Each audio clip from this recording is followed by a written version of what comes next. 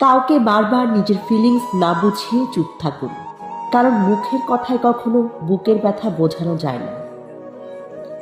যে আঘাত পায় সে নীরবে সয়, আর যে আঘাত দেয় সে কখনো বুঝতে পারে না তার দেওয়া আঘাতে অন্যের কতটা কষ্ট হয়। পেশায় তুমি যাই হও, মানুষ হও আগে। ধৈর্যশীলরা কখনো ঠকে না। কিসের এত চিন্তা, যেখানে সৃষ্টিকর্তা নিজেই উত্তম পরিকল্পনাকার। একটু সাবধানে থাকবেন।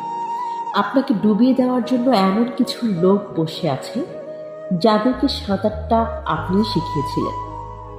নিজের ব্যক্তিত্ব বিসর্জন দিয়ে কারো প্রিয় হতে যেও না।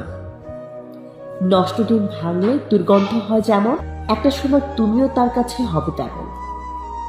কিছু আঘাত মানুষ চিনতে শেখায়, কিছু কথা জীবন বদলে দেয়, কিছু ব্যবহার নীরবে কাঁদায়, কিছু কষ্ট আজীবন রয়ে যায়, কিছু আপনজন সহজেই ভুলে যায়, তবুও জীবন ঠিকই চলে যায়।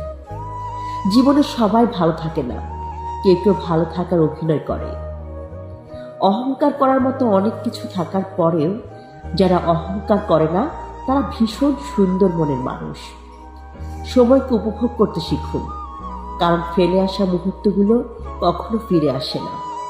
কখনো কারোর বর্তমান পরিস্থিতি নিয়ে অবহেলা করবেন না, কারণ ভাগ্যের চাকা ঘুরতেই থাকে।